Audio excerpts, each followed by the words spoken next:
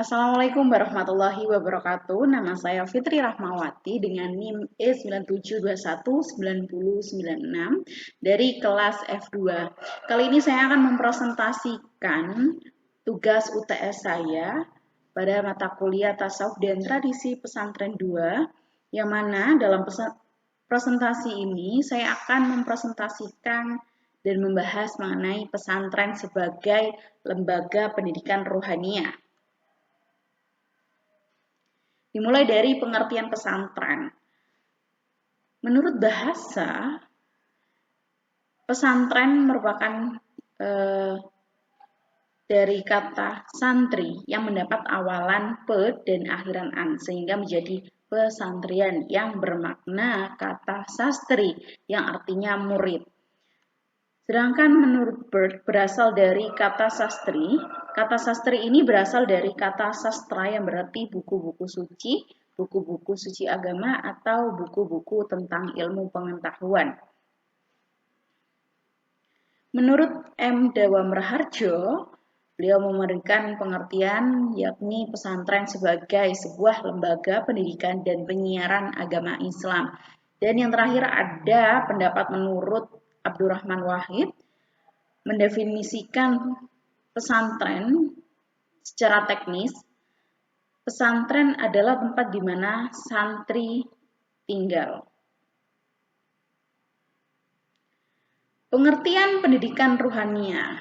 Nah, pendidikan rohani merupakan pendidikan mengasah pikiran, hati, dan tubuh dalam menapaki pengalaman-pengalaman sebagai usaha untuk mendekatkan diri kepada Tuhan atau ma'rifatullah.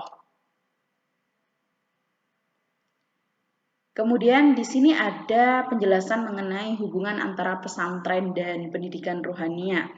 Sebagaimana kita ketahui, pendidikan rohani ini tentunya bertujuan untuk mengajarkan roh bagaimana menjaga, memperbaiki, dan mengembangkan relasinya dengan Allah Subhanahu wa Ta'ala melalui jalan menyembah dan merendah kepadanya, taat dan tunduk kepada aturan-aturannya. Nah, pesantren sebagai lembaga pendidikan Islam, yakni lembaga yang digunakan untuk menyebarkan dan mempelajari agama Islam. Agama Islam mengatur bukan hanya amalan-amalan peribadatan, namun juga bukan sekedar hubungan orang dengan Tuhannya, melainkan juga peri kelakuan orang dalam berhubungan dengan sesama dan dunianya.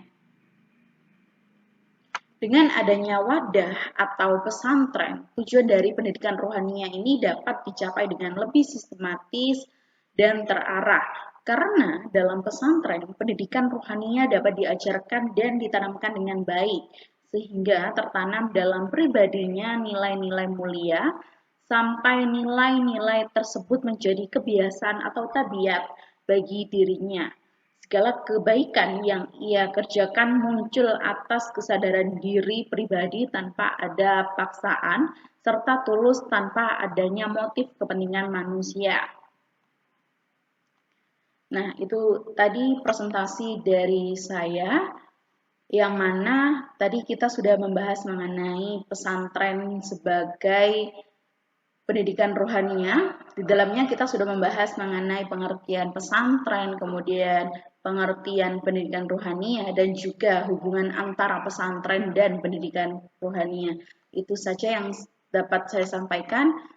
Kurang lebihnya, saya mohon maaf. Wassalamualaikum warahmatullahi wabarakatuh.